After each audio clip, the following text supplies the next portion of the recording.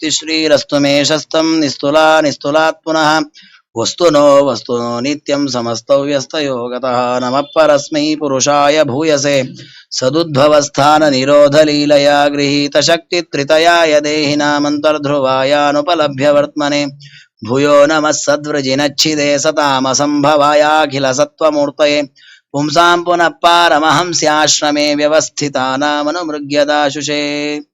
ವಿಷ್ಣುತೀರ್ಥ ಗುರು ಸಾರ್ವಭೌಮರು ಇದರಲ್ಲಿ ಭಾಗವತ ಸಾರೋದ್ಧಾರದಲ್ಲಿ ಇಂದ್ರಿಯ ಜಯ ಪ್ರಕರಣ ಅಂತ ಒಂದು ಪ್ರಕರಣ. ಆ ಪ್ರಕರಣದಲ್ಲಿ ಅನೇಕ ಶ್ಲೋಕಗಳಲ್ಲಿ ಇಂದ್ರಿಯಗಳನ್ನ ವಶ ಮಾಡಿಕೊಳ್ಳಿ, ಅವುಗಳು ಕೇಳುತ್ತಾವೆ ಅಂತ ಅದಕ್ಕೆ ಬೇಕಾದನ್ನೆಲ್ಲ ಕೊಡಬೇಡಿ ಅಂತ ಉಪದೇಶ ಮಾಡುತ್ತಾರೆ. ಆ ಉಪದೇಶವನ್ನ ಮಾಡುವಾಗ ನಮ್ಮ ಎಲ್ಲ ಪ್ರವೃತ್ತಿ ಯಾಕೆ ಅಂತಂದ್ರೆ ದೇವರ ಆರಾಧನೆಗಾಗಿದೆ ಅಂತ ಅದನ್ನ ಹೇಳ್ತಾರೆ. ದಾನಂ ಸ್ವಧರ್ಮೋ ನಿಯಮೋ ಯಮಶ್ಚ ಶ್ರುತಾನಿ ಕರ್ಮಾಣಿ ಚ ಸದ್ವೃತಾನಿ ಸರ್ವೇ ಮನೋ ನಿಗ್ರಹ ಲಕ್ಷಣಾಂತ ಪರೋಹಿ ಯೋಗೋ ಮನಸಸ್ಸಮಾಧಿ. ದೇವರು ಉದ್ಧವರಿಗೆ ಕೊಟ್ಟ ಉಪದೇಶ, ಉದ್ಧವ ಗೀತೆಯಲ್ಲಿ ಬರುವ ಮಾತು. ನಾವು ಏನೇ ಕರ್ಮವನ್ನ ಮಾಡುದು, ಏನೇ ವ್ಯವಹಾರ ಮಾಡುದು, ನಮ್ಮ ಚೇಷ್ಟೆ ಇದೆಲ್ಲ ಯಾಕೆ? ಒಂದೇ ಉದ್ದೇಶ, ನಮ್ಮ ಮನಸ್ಸು ಸರಿಯಾಗಿ ನಮ್ಮ ವಶವಾಗ್ಲಿ. ಆ ಮನಸ್ಸನ್ನು ನಾವು ಎಲ್ಲಿ ಬೇಕಲ್ಲಿ ತಗೊಂಡು ಹೋಗುವಾಗಲಿ. ಎಲ್ಲಿ ತಗೊಂಡು ಹೋಗ್ಬೇಕು? ದೇವ್ರ ಹತ್ರ ತಗೊಂಡು ಹೋಗ್ಬೇಕು. ಹಾಗೆ ಮನೋ ನಿಗ್ರಹ ಲಕ್ಷಣ ಅಂತ ಮನಸ್ಸನ್ನು ನಿಗ್ರಹ ಮಾಡ್ಲಿಕ್ಕೋಸ್ಕರವಾಗಿ ಇರೋದು ಏನು? ದಾನ, ವಿಹಿತ ಧರ್ಮಾಚರಣೆ, ಯಮನಿಯಮ ಆಸನ ಪ್ರಾಣಾಯಾಮಾದಿಗಳು, ಶ್ರುತಾನಿ ವಿಹಿತ ಕರ್ಮ ಸಚ್ಚಾಸ್ತ್ರಗಳ ಶ್ರವಣ, ಸದ್ವ್ರತಾನಿ ಏಕಾದಶಿಯಾದಿ ವ್ರತಗಳು, ಇದೆಲ್ಲ ಮಾಡುವುದು ಯಾಕೆ? ಮನಸ್ಸು ನಿಗ್ರಹವಾಗಲಿ. ಯಾಕೆ? ಪರೋಹಿ ಯೋಗೋ ಮನಸ್ಸನ್ನ. ಮೋಕ್ಷವನ್ನು ಹೊಂದಲಿಕ್ಕಿರತಕ್ಕ ದೊಡ್ಡ ಮಾರ್ಗ ಯಾವುದು ಅಂದ್ರೆ ನಮ್ಮ ಮನಸ್ಸನ್ನ ಪರಮಾತ್ಮನಲ್ಲಿ ನೆಲೆಗೊಳಿಸೋದಿಲ್ಲ. ಇದೇ ಮೋಕ್ಷಕ್ಕಿರತಕ್ಕ ಮಾರ್ಗ. ಹಾಗಾಗಿ ಇಂದ್ರಿಯಗಳನ್ನ ನಾವ್ ಯಾಕೆ ಗೆಲ್ಲಬೇಕು ಅಂದ್ರೆ, ಇಂದ್ರಿಯಗಳನ್ನ ನೀವು ಗೆಲ್ಲದೇ ಇದ್ರೆ ಮನಸ್ಸು ಇಂದ್ರಿಯ ಎಲ್ಲ ಬೇರೆ ಕಡೆ ಹೋಗತ್ತೆ. ಅದು ಹೊರಗೋಯ್ತು ಅಂದ್ರೆ ನಾವು ದೇವರಲ್ಲಿ ಮನಸ್ಸನ್ನು ಇಡ್ಲಿಕ್ಕಾಗಲ್ಲ. ನಮ್ಮ ದಾನ ಇದು ನೋಡಿ, ದಾನ ಕೊಡ್ತೇವೆ, ಸಾವಿರಾರು ರೂಪಾಯಿ ದಾನ ಕೊಡ್ತೇವೆ, ಕಷ್ಟಪಟ್ಟು 4-5 ತಿಂಗಳ ಕಾಲ ಚಾತುರ್ಮಾಸ್ಯ ವ್ರತ ಮಾಡ್ತೇವೆ, ಉಪವಾಸ, ಇಡೀ ದೇಹ ಸುಸ್ತಾಗಿ ಹೋಗಿರ್ತದೆ. ಹಾಗೆ ಎಷ್ಟು ಶ್ರಮ ಪಟ್ಟಿದ್ದೇವೆ, ಎಷ್ಟು ಕರ್ಮಗಳನ್ನ ಮಾಡಿದ್ದೇವೆ, ಎಷ್ಟು ವ್ಯಾಪಾರ ಮಾಡಿದ್ದೇವೆ, ಒಂದು 4 ಗಂಟೆ 10 ಗಂಟೆ ವೇದಗಳನ್ನ ಗಟ್ಟಿಯಾಗಿ ಪಾರಾಯಣ ಮಾಡಿದ್ದೇವೆ, ಪಾಠ ಮಾಡಿದ್ವಿ, ಪ್ರವಚನ ಮಾಡಿದ್ವಿ, 12 ತಾಸು ಉಪನ್ಯಾಸ ಕೇಳಿದ್ವಿ. ಆದ್ರೆ ಇದೆಲ್ಲವೂ ಕೂಡ ಸಾರ್ಥಕ ಆಗ್ಬೇಕಲ್ಲ, ವ್ಯರ್ಥ ಆಗ್ಬಾರ್ದಲ್ಲ. ಮಾಡೋದೆಲ್ಲ ಎಷ್ಟು ಶ್ರಮಪಟ್ಟು ಮಾಡಿದ್ದೇವೆ, ವ್ಯರ್ಥ ಆಗೋದು ಯಾವಾಗ? ಇದೆಲ್ಲವೂ ಕೂಡ ಮನೋನಿಗ್ರಹಕ್ಕೆ ಉಪಯೋಗ ಆಗ್ಲಿ ಅನ್ನೋ ವ್ಯರ್ಥವೇ ಅದು. ಅಲ್ಲ, ಮನೋನಿಗ್ರಹಕ್ಕೆ ಉಪಯೋಗ ಆಗ್ಬೇಕು ಅಂದ್ರೆ ಏನ್ ಮಾಡ್ಬೇಕು? ಇದನ್ನ ಯಾವ್ದನ್ನ ಮಾಡುವಾಗಲೂ ಕೂಡ ಇಂದ್ರಿಯಗಳ ಲೋಲುಪದೆಗಾಗಿ ಮಾಡಬಾರದು, ಇಂದ್ರಿಯಗಳನ್ನ ಗೆಲ್ಲಿಕ್ಕೋಸ್ಕರ ಮಾಡಬೇಕು. ಆಗ ಇದೆಲ್ಲ ಸಾರ್ಥಕವಾಗತ್ತೆ. ಸಮಾಹಿತಂ ಯಸ್ಯ ಮನ ಪ್ರಶಾಂತಂ ದಾನಾದಿಭಿ ಕಿಂ ವದತಸ್ಯ ಕೃತ್ಯಂ. ಯಾರ ಮನಸ್ಸು ಅವನ ವಶವಾಗಿದೆ, ಅವನ ಸಂಧ್ಯಾ ವಂದನೆ, ದಾನ, ಯಜ್ಞ, ಯಾಗ ಏನು ಮಾಡುವುದು ಬೇಡ. ಯಾಕೆ? ನಾವು ಅದೆಲ್ಲ ಮಾಡ್ತಾ ಇರ್ತೇವೆ ಮನಸ್ಸು ವಶ ಆಗ್ಲಿಕ್ಕೆ. ಮನಸ್ಸೇ ವಶ ಆಗಿಲ್ಲ, ಇನ್ಯಾಕೆ ಮಾಡ್ಬೇಕು ಅವನನ್ನ? ಇಲ್ಲ, ಮನಸ್ಸು ವಶ ಆಗ್ಲಿ ಅಂತ ಮಾಡ್ತೀವಿ ಅಂದ್ರೆ ಮಾಡಿ, ಒಳ್ಳೇದೇ. ಮನಸ್ಸು ವಶ ಆಗ್ಲಿ ಅಂತ ಮಾಡಿ ಅದ್ರ ತಕ್ಕ ಪ್ರವೃತ್ತಿ ಮಾಡ್ಬೇಕು. ನಾವು ಆ ಪ್ರವೃತ್ತಿಯಲ್ಲಿ ಬರೀ ಮಾಡೋದು, ಕರ್ಮಗಳನ್ನೆಲ್ಲ ಮಾಡೋದು, ಮತ್ತೆ ಇಂದ್ರಿಯಗಳಲ್ಲಿ ಲೋಲೋಪರಾಗೋದು, ಅದು ಪ್ರಯೋಗ ಇಲ್ಲ. ಸಂಯತಂ ಯಸ್ಯ ಮನೋ ವಿನಶ್ಯೇತ್ ದಾನಾದಿಭಿಶ್ಚೇತ್ ಅಪರಂ ಕಿಮೇಬಿ. ನಾವು ದಾನಾದಿಗಳನ್ನ ಮಾಡ್ತೇವೆ, ದೇವರಲ್ಲಿ ಮನಸ್ಸೇ ಇಲ್ಲ ಅಂದ್ರೆ ಆವಾಗೂ ದಾನಾದಿಗಳು ವ್ಯರ್ಥ. ದಾನಾದಿಗಳನ್ನ ಮಾಡ್ತೇನೆ ಆದ್ರೆ ಎಲ್ಲ ದೇವರಲ್ಲೇ ಮನಸ್ಸಿಟ್ಟಿದ್ದೇನೆ, ಬೇರೆ ಕಡೆ ಜಗತ್ತಿನ ಕಡೆ ಅರಿವೇ ಇಲ್ಲ ಅಂದ್ರೆ ಆವಾಗೂ ದಾನಾದಿಗಳು ಬೇಕಾಗಿಲ್ಲ. ಯಾಕೆ? ದೇವರ ಕಡೆ ಮನಸ್ಸಿಟ್ಟಾಗಿದೆ, ಇನ್ಯಾಕ್ ಬೇಕು ದಾನಾದಿಗಳು? ಹಾಗಂತ ಸಜ್ಜನರು ಬಿಡೋದಿಲ್ಲ. ಅವರ ಅಪರೋಕ್ಷ ಜ್ಞಾನವಾದ್ರು ದೇವರಲ್ಲೇ ತಮ್ಮ ಮನಸ್ಸು ನೆಲೆಗೊಳ್ತರೂ ಕೂಡ ಮತ್ತು ದಾನ ಮಾಡ್ತಾರೆ, ಯಜ್ಞ ಮಾಡ್ತಾರೆ, ಜಪಾದಿಗಳನ್ನ ಮಾಡ್ತಾರೆ. ಶುಕಾದಿಗಳು ನೋಡಿ, ಉಪದೇಶ ಯಾಕೆ ಮಾಡಕ್ಕೆ ಶುಕಾಚಾರ? ಅವ್ರಿಗೆ ದೇವರ ಸಾಕ್ಷಾತ್ಕಾರ ಆಗಿ ಅವ್ರು ಮೋಕ್ಷಕ್ಕೆ ಹೋಗ್ಲಿಕ್ಕೆ ಏನ್ ಬೇಕು ಅಷ್ಟು ಸಾಧನೆ ಮುಗಿದೋಗ್ಬಿಟ್ಟಿದೆ. ಅವ್ರು ಕೂತ್ಕೊಂಡು 7 ದಿವಸ ಪರೀಕ್ಷಿತರಾಗಿ ಉಪದೇಶ ಮಾಡಿದ್ರು. ಅವ್ರಿಗೇನು ಫಲಾಪೇಕ್ಷೆ ಇಲ್ಲ, ಆದ್ರೂ ಆ ಒಂದು ಸತ್ಕರ್ಮ ಮಾಡಿದಕ್ಕೆ ಅವ್ರಿಗೆ ಫಲ ಇದೆ. ಏನು? ಮೋಕ್ಷದಲ್ಲಿ ಆನಂದ ವೃದ್ಧಿ ಆಗತ್ತೆ. ಹೀಗೆ ಸಜ್ಜನರಿಗೂ ಧರ್ಮಾಚರಣೆ ಮಾಡಬೇಕಾದ ಅನಿವಾರ್ಯತೆ ಇಲ್ಲವೇ ಇಲ್ಲ. ಯಾಕಂದ್ರೆ ಅಷ್ಟು ಅವ್ರ ಮನಸ್ಸನ್ನು ನಿಗ್ರಹ ಮಾಡ್ಕೊಂಡ್ಬಿಟ್ಟಿರ್ತಾರೆ.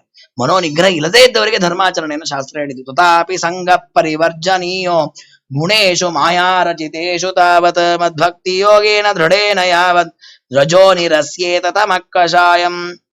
ಸಂಘವನ್ನ ಸರ್ವಾತ್ಮನ ತ್ಯಾಗ ಮಾಡ್ಬೇಕು, ಯಾರ ಸಂಘವನ್ನ ಮಾಡಬಾರದು. ದೇವರು ಉದ್ಧವರಿಗೆ ಹೇಳ್ತಾನೆ, ಮದ್ಭಕ್ತಿ ಯೋಗೇನ, ಅದಕ್ಕೇನು ಉಪಾಯ? ನನ್ನಲ್ಲಿ ಭಕ್ತಿಯನ್ನ ಮಾಡು. ಆ ಭಕ್ತಿಯನ್ನ ಮಾಡ್ತಾ ಏನ್ ಮಾಡ್ಬೇಕು?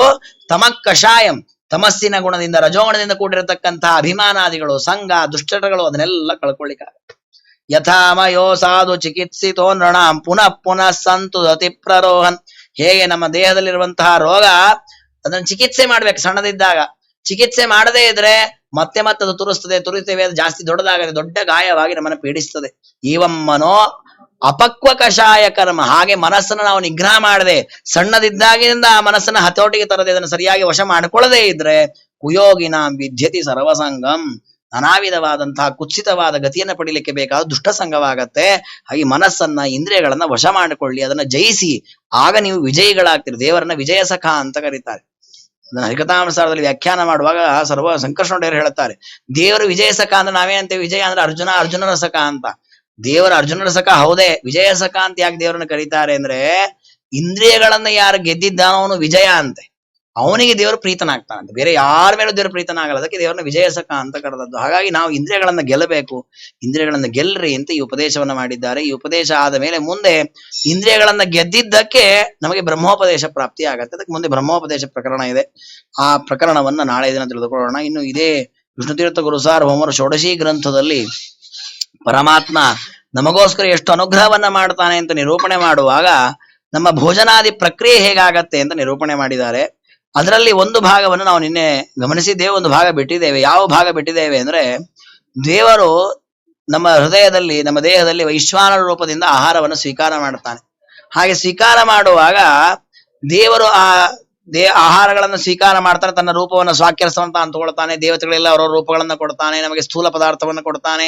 ಇಷ್ಟೆಲ್ಲ ದೇವರು ವ್ಯಾಪಾರ ಮಾಡುವಾಗ ತಸ್ಯ ನಿಕಟೇ ಮುಖ್ಯ ಪ್ರಾಣ ಸ್ಥಿತ್ವ, ಆ ಪರಮಾತ್ಮನ ಸಮೀಪದಲ್ಲಿ ಮುಖ್ಯ ಪ್ರಾಣ ದೇವರಿದ್ದು ಸರ್ವ ವೇದೈ ಸದಾ ಸ್ತುತಿಂ ಕರೋತಿ, ಎಲ್ಲ ವೇದಗಳಿಂದ ಪರಮಾತ್ಮನ ಸ್ತೋತ್ರ ಮಾಡ್ತಾ ಇರ್ತಾರಂತೆ. ಈ ವೇದಗಳನ್ನ ಅವರು ಸ್ತೋತ್ರ ಮಾಡ್ತಾರಲ್ಲ ಯಾರು? ಮುಖ್ಯ ಪ್ರಾಣದೇವರು. ಎಲ್ಲಿ ಮಾಡ್ತಾರೆ? ಯಾವುದೋ ದೇವಸ್ಥಾನದಲ್ಲಿ ಮಾಡೋದಲ್ಲ, ನಮ್ಮ ದೇಹದೊಳಗೆ ಮಾಡ್ತಾ ಇದ್ದಾರೆ ಅವರು. ನಮ್ಮ ಹೃದಯದಲ್ಲೇ ಪರಮಾತ್ಮ ಇದ್ದಾನೆ, ಅವನ ಎಲ್ಲ ಆಹಾರ ಸ್ವೀಕಾರ ಮಾಡ್ತಾನೆ. ಸಾರ ತನ್ನ ರೂಪಗಳನ್ನ ಮುಖ್ಯ ಪ್ರಾಣದೇವರು ವೇದ ಮಂತ್ರಗಳಿಂದ ಸ್ತೋತ್ರ ಮಾಡ್ತಾರೆ. ಅಲ್ಲ, ನಮಗ್ ಕೇಳಿಸ್ತೇ ಇಲ್ಲಲ್ಲ, ಕಿವಿ ಮುಚ್ಕೋ ಕೇಳಿಸ್ತದೆ ಅಂತ. ಕರ್ಣ ಪಿಧಾನೆ ಸರ್ವೈರಪಿ ಶ್ರೂಯತೆ. ಅಲ್ಲ, ನಾವು ಕಿವಿ ಗಟ್ಟಿ ಮುಚ್ಕೊಂಡು ಏನೋ ಕೇಳಿಲ್ಲ, ಈ ಕಿವಿ ಮುಚ್ಕೊಳ್ಳೋದಲ್ಲ. ಕಿವಿಗಳಿಂದ ಏನ್ ಶಬ್ದ ಕೇಳ್ತೇವೆ ಅಂತ ನಮ್ಮ ಲೋಲೋಪದ ಅದನ್ನ ಮುಚ್ಚಬೇಕು, ಒಳ ಕಿವಿ ತೆಗಿಬೇಕು. ಒಳಗೆ ಏನೇನ್ ನಡೀತಾ ಇದೆ ಅನ್ನೋದೆಲ್ಲ ಅವಾಗ ಕೇಳಿಸುತ್ತೆ. ಎಷ್ಟು ವೇದ ಮಂತ್ರ ಪಾರಾಯಣ ಆಗತ್ತೆ, ಎಷ್ಟು ದೇವತೆಗಳೆಲ್ಲ ಗೊತ್ತಾಗತ್ತೆ. ಅದಕ್ಕೆ ಸಂಬಂಧಪಟ್ಟಂತೆ ಅನೇಕ ದೇವತೆಗಳಿದ್ದಾರೆ. 8 ದಿಕ್ಕುಗಳಲ್ಲಿ ಸಪತ್ನೀಕರಾಗಿ ಎಲ್ಲ ಇಂದ್ರಾದಿ ದೇವತೆಗಳಿದ್ದಾರೆ. ಅವರು ಪರಮಾತ್ಮನ ಸ್ತೋತ್ರವನ್ನ ಮಾಡ್ತಾರೆ. ಇಂತಹ ಪರಮಾತ್ಮನದ್ದು 4 ತತ್ವಗಳನ್ನು ತಿಳ್ಕೊಳ್ಬೇಕು. ಬಿಂಬೋಪಾಸ್ಯನಾದ ಆ ಪರಮಾತ್ಮನದ್ದು ಆಯತನ. ಯಾವ್ದು ಆಯತನ ಅಂದ್ರೆ ನಮ್ಮ ಹೃದಯವನ್ನೇ ಆಯತನವನ್ನಾಗಿ ಮಾಡ್ಕೊಂಡಿದ್ದಾನೆ. ಅಲ್ಲಿ ಲಕ್ಷ್ಮೀ ದೇವಿಯನ್ನ ಪ್ರತಿಮೆಯನ್ನ ಮಾಡಿಕೊಂಡಲ್ಲಿ ನೆಲೆಸಿದ್ದಾನೆ. ಪರಮಾತ್ಮನ ರಹಸ್ಯವಾದ ನಾಮ ಸ್ಥಿತಿ ಅಂತ ದೇವರ ಹೆಸರಂತಲ್ಲಿ ಇದ್ದಾನೆ. ಅದಕ್ಕೆ ಸ್ಥಾನೇಶ ಅಂತಲೂ ಕರೀತಾರೆ ಅವನನ್ನ. ಅಲ್ಲಿದ್ದು ಪರಮಾತ್ಮ ನಾನಾ ಪದಾರ್ಥಗಳನ್ನ ಭೋಗ ಮಾಡೋದು, ದೇಹಕ್ಕೆ ತಕ್ಕ ಹಾಗೆ ಅದನ್ನು ವಿಭಾಗ ಮಾಡೋದು, ಆ ಕೆಲಸವನ್ನ ಮಾಡ್ತಾ ಇದ್ದಾನೆ ಅಂತ ಅದನ್ನು ಹೇಳಿ ಮತ್ತೆ ಇನ್ನೂ ಅನೇಕ ವಿಷಯಗಳನ್ನು ಹೇಳಿದ್ದಾರೆ. ಕೊನೆಗೆ ಒಂದು ಅಪೂರ್ವ ಚಿಂತನೆಯನ್ನು ಹೇಳ್ತಾರೆ ಅವರು. ಏನು ಅಂದ್ರೆ, ದೇವರ ಕಾರುಣ್ಯ ಎಷ್ಟಿದೆ ಗಮನಿಸಿ ಅಂತಾರೆ ಅವರು. ಜೀವಾನಾಂ ಇಷ್ಟದಾನ ಯೈವ. ನೋಡಿ, ದೇವರು ನಮ್ಮ ದೇಹದಲ್ಲಿ ಬಂದು ಇಲ್ಲಿ ಕೂತು ನಾವು ತಿನ್ನುವ ಅನ್ನಾದಿ ಪದಾರ್ಥಗಳಲ್ಲಿರೋ ತನ್ನ ರೂಪವನ್ನು ಸ್ವೀಕಾರ ಮಾಡಿ, ಲಕ್ಷ್ಮೀಯಾದಿಗಳಿಗೆ ಅವರ ರೂಪವನ್ನು ಕೊಟ್ಟು ನಮಗೆ ಆ ಜಡವಾದ ಪದಾರ್ಥ ಕೊಟ್ಟು ಅದನ್ನ ಭಾಗ ಮಾಡಿ ಅದನ್ನ ಆ ದೇಹಕ್ಕೆ ಹೋಗುವಂತೆ, ಮನಸ್ಸಿಗೆ ಹೋಗುವಂತೆ ಇಷ್ಟೆಲ್ಲ ಮಾಡ್ತಾನಲ್ಲ. ಏನ್ ಪಾಪ ದೇವರಿಗೆ ಬೇರೆ ಎಲ್ಲೂ ಜಾಗ ಇಲ್ಲ, ಅದಕ್ಕಿಂತಲೂ ಬಂದು ನೆಲೆಸಿದ್ದ ಅಂತ ಕೇಳ್ತಾರೆ. ಅತ್ಯುತ್ತಮಂ ಶ್ವೇತದ್ವೀಪಾಭಿಧಾನಂ ಸ್ಥಾನಂ ಚಿದಾನಂದ ರಸಾತ್ಮಕಂ. ದೇವರದ್ದು ಮನೆ ಎಂಥದ್ದಿದೆ. ಈ ನಾವು ಕೆಲವೊಮ್ಮೆ ಮಠ ಮಂದಿರಕ್ಕೆ ಹೋಗ್ತೇವೆ, ಮನೆ ಸಾಕಾಗಿ ಹೋಗಿರ್ತದೆ. ಯಾರಿರ್ತಾರೆ, ಈ ಹೆಂಡತಿ, ಈ ಮಕ್ಕಳು, ಈ ಗಂಡ ಕಿರಿಕಿರಿ, ಸ್ವಲ್ಪ ಶಾಂತ ಆಗ್ಲಿ ಇಂದ ಮನೆಗೆ ಹೋಗ್ತೀವಿ, ಉದ್ಯಾನವನಕ್ಕೆ ಹೋಗ್ತೇವೆ. ದೇವರು ಹಾಗೆ ನಮ್ಮ ಮನೆಯಲ್ಲಿ ಬಂದು ನೆಲೆಸಿದ್ದಲ್ಲ. ದೇವರ ಮನೆ ಹೇಗಿದೆ? ಶ್ವೇತದ್ವೀಪ, ಅದು ಅತ್ಯುತ್ತಮವಾದದ್ದು. ಚಿದಾನಂದ ರಸಾತ್ಮಕಂ, ಅಲ್ಲಿ ಪ್ರಾಕೃತ ದೋಷಗಳ ಸಂಪರ್ಕವೇ ಇಲ್ಲ. ಆ ಜ್ಞಾನ ಆನಂದಾತ್ಮಕವಾದ ಮಂದಿರ ಅದು. ಸುಧಾ ಸ್ರಾವಿಣಂ ಅಶ್ವತ್ಥಂ, ಅಮೃತವನ್ನೇ ಸುರಿಸುವ ಮಂದಿರ ಅದು. ಪುನಃ ಪುನಃ ಪರಿತ್ಯಾಗ ಶೂನ್ಯತೆಯ. ನೋಡಿ, ನಮ್ಮ ದೇಹ ಮತ್ತೆ ಮತ್ತೆ ಹುಟ್ಟು ಸಾವುಗಳಿಂದ ಕೂಡಿದೆ, ಅವನ ಮಂದಿರಕ್ಕೆ ನಾಶವೇ ಇಲ್ಲ. ಅಪರಾಜಿತ ನಾಮ ಪುರಂ, ಅದಕ್ಕೆ ಹೆಸರೇ ಅಪರಾಜಿತ ಅಂತ. ಯಾರು ಅದನ್ನ ಆಕ್ರಮಣ ಮಾಡ್ಲಿಕ್ಕಾಗಲ್ಲ, ಯಾರು ಗೆಲ್ಲಿಕ್ಕಾಗಲ್ಲ. ಅಂತಹ ಅದ್ಭುತವಾದ ಪರಮಾತ್ಮ ತನ್ನ ಮಂದಿರವನ್ನ ಯಥೇಚ್ಛ ಪಾದ ಪ್ರಸವಣೋಪಯೋಗಿತೆಯ ಸ್ವಸಮ ಪರಿಮಾಣಂ ಚಿತ್ ಸುವರ್ಣಮಯಂ. ಅಲ್ಲಿ ಪರಮಾತ್ಮನ ಮಂದಿರ ಇದೆ, ಅದ್ಭುತವಾದ ಮಂದಿರ. ಅಲ್ಲಿ ಪರಮಾತ್ಮನ ಮಂಚ ಇದೆ, ಬಂಗಾರದ ಮಂಚ, ಅದ್ಭುತವಾದ ಹಾಸಿಗೆ, ಲಕ್ಷ್ಮೀದೇವಿ ಎಲ್ಲವೂ ತಾವೇ ಆಗಿ ಅಲ್ಲಿ ಪರಮಾತ್ಮನ ಸೇವೆ ಮಾಡುತ್ತಾರೆ.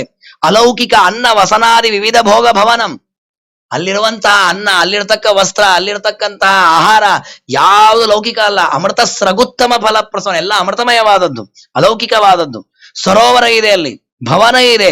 ಪ್ರಮದಾತಿರೇಕೇಣ ಅನವರತಂ ಅಮರಗಣೈರ್ ಆಚೀರ್ಯಮಾಣಂ. ಅದು ಅಲ್ಲದೆ ಮುಕ್ತರು ಒಂದಲ್ಲ ಕೋಟಿ ಕೋಟಿ ಸಂಖ್ಯೆಯಲ್ಲಿ ಚಾಮರ ಬೀಸ್ತಾರೆ, ಛತ್ರ ಹಿಡಿತಾರೆ, ಪುಷ್ಪವೃಷ್ಟಿ ಮಾಡ್ತಾರೆ, ಏನ್ ಬೇಕಾದ್ರೆ ನೈವೇದ್ಯ ಮಾಡ್ತಾರೆ, ಸೇವೆ ಮಾಡ್ತಾರೆ, ಸ್ತೋತ್ರ ಮಾಡ್ತಾರೆ. ಸ್ವಗುಣ ಗಣಾನಾಂ ಮನಸ ಉಪಹಾನಂ ವಾಚ ವರ್ಣನಂಚ ಕಾಯ ಪ್ರಹ್ವಭಾವ ಅವಲೋಕನಂಚ. ದೇವತೆಗಳು ಬರೀ ಸ್ತೋತ್ರ ಮಾಡೋದಲ್ಲ, ಮನಸ್ಸಿನಿಂದ ಚಿಂತನೆ ಮಾಡ್ತಾರಂತೆ, ನಮ್ಮ ದೇಹವನ್ನು ಬಗ್ಗಿಸಿ ನಮಸ್ಕಾರ ಮಾಡ್ತಾರಂತೆ. ಇಷ್ಟು ವೈಭವದಿಂದ, ಇಷ್ಟು ಸುಖ ಪಡ್ತಾ, ಇಷ್ಟು ಆನಂದಮಯವಾದ ಲೋಕದಲ್ಲಿ ಇರತಕ್ಕ ದೇವರು ತನ್ನ ಮಂದಿರವನ್ನ ಬಿಟ್ಟು ನಮ್ಮ ಮನಸ್ಸಿಗೆ ಬರ್ತಾನಂತೆ. ಯಾಕಂದ್ರೆ ಇವನಿಗೆ ಸುಖ ಕೊಡ್ಬೇಕಲ್ಲ, ಇವನಿಗೆ ತಿಂದದ್ದು ಜೀರ್ಣ ಆಗ್ಬೇಕಲ್ಲ. ಏತತ್ ಅವಲೋಕನಂಚ ಅತಿಹಾಯ ಭರತಖಂಡ ರೂಪಂ ಕರ್ಮಸ್ಥಾನಂ ನವದ್ವಾರೇಣ ಮಲಸ್ರವಿಣಂ ಇವ ಅಶ್ವತ್ಥಂ ಕ್ಷಣಭಂಗುರತಯ. ನೋಡಿ, ದೇವರ ಮಂದಿರ ಬಂಗಾರದ್ದು, ನಮ್ದು ಹೊಲಸನ್ನು ಸುರಿಸುವಂತಹ ಮನೆ ನಮ್ದು ದೇಹ. ಅದು ಶಾಶ್ವತವಾದದ್ದು, ನಾಶವೇ ಇಲ್ಲ. ನಮ್ಮದು ಹುಟ್ಟು ಸಾವುಗಳಿಂದ ಕೂಡಿರುವಂತಹದ್ದು. ಕ್ಷಣಭಂಗುರತಯ ಪುನಃ ಪುನಃ ಪರಿತ್ಯಜ್ಯಮಾನಂ ಹೃದಯಪುರಂ ತತ್ರತ್ಯ. ಹೋಗ್ಲಿ ಅಲ್ಲಿ ದೇವರಿಗೆ ನೋಡಿ, ನಾಶವಾಗದ ಆನಂದಮಯವಾದ ಸುಗಂಧಭರಿತವಾದ ಪದಾರ್ಥಗಳನ್ನ ದೇವರಿಗೆ ಅರ್ಪಣೆ ಮಾಡ್ತಾರೆ. ಇಲ್ಲಿ ಹಾಗಲ್ಲ. ಲೋಹಿತ ಪಿಂಡ ರೂಪ ಪರಮಣು ಪರ್ಯಂಕಂ ಅಲ್ಪ ಕಟು ಲವಣಾದಿ ರಸಭೋಗಂ. ಅಲ್ಲಿ ಬಂಗಾರದ ಮಂಚ, ಇಲ್ಲಿ ಸಣ್ಣದಾದ ಹೃದಯ ನಮ್ದು, ಅದು ಏನು ಜಡವಾದದ್ದು. ಅಲ್ಲಿ ಜ್ಞಾನಾನಂದಾತ್ಮಕವಾದದ್ದು. ಅಲ್ಲಿ ಬಂಗಾರದ್ದು, ಇಲ್ಲಿ ರಕ್ತ ಮಾಂಸಾದಿಗಳಿಂದ ಕೂಡಿದ್ದು. ಇಲ್ಲಿ ಕಟು ಲವಣ ಮೊದಲಾದಂತಹ ರಸದಿಂದ ಕೂಡಿರುವಂತಹ ಕಥಂಚಿದ ಉಪಾಸನಂ ಪ್ರತಿಶ್ಲೋಕಂ ಅಬದ್ಧಸ್ತವನಂ. ಅಲ್ಲಿ ವೇದ ಮಂತ್ರಗಳಿಂದ ಒಂದು ಚೂರೂ ತಪ್ಪಿಲ್ಲದಂತೆ ಅನುಸಂಧಾನ ಪೂರ್ವಕವಾಗಿ ಶ್ರದ್ಧೆಯಿಂದ ಉಚ್ಚ ಸ್ವರದಲ್ಲಿ ಸ್ತೋತ್ರ ಮಾಡ್ತಾರೆ. ಇಲ್ಲಿ ಒಂದು ರಾಮ ಕೃಷ್ಣ ಅನ್ನುವಾಗಲೂ ನಮ್ ಸ್ವರವೂ ಗಟ್ಟಿ ಇರಲ್ಲ, ಭಕ್ತಿ ಇರಲ್ಲ, ಬಾಯಿಂದ ಉಚ್ಚಾರವೂ ಚೆನ್ನಾಗಿ ಬರಲ್ಲ, ಅಕ್ಷರನೂ ಚೆನ್ನಾಗಿ ಹೇಳಲ್ಲ. ಅವನಿಗೆ ಸರಿಯಾಗಿ ಕೃಷ್ಣ ಅನ್ಲಿಕ್ಕೆ ಬರಲ್ಲ. ಕೆಲವರಿಗೆ ನೋಡಿ, ನೀವು ಸರಿಯಾಗಿ ದೇವರ ಕೃಷ್ಣ ಅನ್ನೋ ಹೆಸರು ಹೇಳಿಕ್ ಬರಲ್ಲ, ಕೃಷ್ಣ ಏನೇನೋ ಹೇಳ್ತಾರೆ ಪಾಪ. ಅಂದ್ರೆ ತಾತ್ಪರ್ಯ ಅಷ್ಟು ಅಬದ್ಧವಾಗಿ ನಮ್ಮ ಬಾಯಿಂದ ಬರತಕ್ಕ ಶಬ್ದಗಳು. ಇಷ್ಟೆಲ್ಲ ಇದ್ರೂ ಕೂಡ ಅನುಕಂಪಯೈವ ಸ್ವೀಕೃತ್ಯ ಅಷ್ಟೇ. ನಮ್ಮ ಮೇಲೆ ಅನುಕಂಪದಿಂದ ಪರಮಾತ್ಮ ಇಲ್ಲಿ ಏನ್ ಮಾಡ್ತೀರ ಮಾಡ್ರಪ್ಪ, ಅದನ್ನೆಲ್ಲ ತಗೊಳ್ತೇನೆ, ನಿಮ್ಗೆ ಉದ್ಧಾರ ಮಾಡ್ತೇನೆ ಅಂತಿದ್ದಾನ. ಈಗ ನಾವು ಊಟ ಮಾಡೋದು ಸಾರ್ಥಕ. ಇದನ್ನ ತಿಳ್ಕೊಳ್ಬೇಕು ನಾವು. ಅಂದ್ರೆ ದೇವರು ಇಲ್ಲಿ ಬಂದು ನಮ್ಮ ದೇಹದೊಳಗಿದ್ದಿಷ್ಟು ಕೆಲಸ ಮಾಡ. ಅಹಂ ವೈಶ್ವಾನರೋ ಭೂತ್ವ ಪ್ರಾಣಿನಾಂ ದೇಹಮಾಶ್ರಿತ. ದೇಹದೊಳಗಿದ್ದಿಷ್ಟೆಲ್ಲ ಮಾಡಿಸ್ತಾನಲ್ಲ ದೇವರು. ಯಾಕೆ ದೇವರಿಗೆ ಪಾಪ ಜಾಗ ಇಲ್ವಾ, ಬೇರೆ ಕೆಲಸ ಇಲ್ವಾ? ಎಲ್ಲ ಇದೆ ದೇವರಿಗೆ. ನಮಗಾಗಬೇಕಲ್ಲ, ನಮಗೆ ತಿಂದ ಪದಾರ್ಥ ಜೀರ್ಣ ಆಗ್ಬೇಕು, ನಮಗೆ ಸುಖ ಆಗಬೇಕು, ನಾವು ಅನುಭವಿಸಬೇಕು. ಅದಕ್ಕೆ ಪರಮಾತ್ಮ ಇಷ್ಟು ಅನುಗ್ರಹವನ್ನ ಮಾಡ್ತಾನೆ ಅಂತ ಹೀಗೆ ಆ ಪ್ರಕರಣವನ್ನ ಮುಗಿಸಿದ್ದಾರೆ. ಮುಂದೆ ಇಂದ್ರಿಯ ವ್ಯಾಪಾರ ಪ್ರಕರಣ ಅಂತ, ನಮ್ಮ ಇಂದ್ರಿಯಗಳು ಹೇಗೆ ವ್ಯಾಪಾರ ಮಾಡತ್ತೆ ಅಂತ ಒಂದು ಪ್ರಕರಣವನ್ನು ಹೇಳಿದ್ದಾರೆ. ಅದು ಅದ್ಭುತವಾಗಿದೆ. ಹೀಗೆ ವಿಷ್ಣುತೀರ್ಥ ಗುರು ಸಾರ್ವಭೌಮರು ಆ ಕಪಿಲನಾಮಕ ಪರಮಾತ್ಮ ಉಪದೇಶ ಮಾಡಿದಂತೆ ನಾವು ಯಾವ ರೀತಿ ನಮ್ಮ ಉದ್ಧಾರಕ್ಕೆ ಯಾವ ಮಾರ್ಗ ಹಿಡಿಬೇಕು. ಈ ಜಗತ್ತಲ್ಲಿ ಮತ್ತೆ ಮತ್ತೆ ತಿರುಗಲಿಕ್ಕೆ ಬೇಕಾದಷ್ಟು ಮಾರ್ಗ ಇದೆ, ಉದ್ಧಾರಕ್ಕಿರುವ ಮಾರ್ಗ ಒಂದೇ. ಆ ಮಾರ್ಗವನ್ನ ಶಾಸ್ತ್ರ ಕೊಟ್ಟ, ಭಾಗವತ ಕೊಟ್ಟ ಮಾರ್ಗವನ್ನ ಉಪದೇಶ ಮಾಡಿದ್ದಾರೆ. ಅದರ ಚಿಂತನೆಯನ್ನು ನಾವು ವಿಶೇಷವಾಗಿ ಪ್ರತಿನಿತ್ಯದಲ್ಲಿ ಮಾಡಬೇಕು. ಸರ್ವಗುಣ ಸಂಪೂರ್ಣ ಸರ್ವದೋಷ ವಿವರ್ಜಿತ ಪ್ರಿಯತಾಂ ಪ್ರೀತಯೇವಾಲಂ ವಿಷ್ಣುರಮೇ ಪರಮಸ್ವರೂಪ. ಶ್ರೀ ಕೃಷ್ಣಾರ್ಪಣಮಸ್ತು. ಮಧ್ವೇಶ.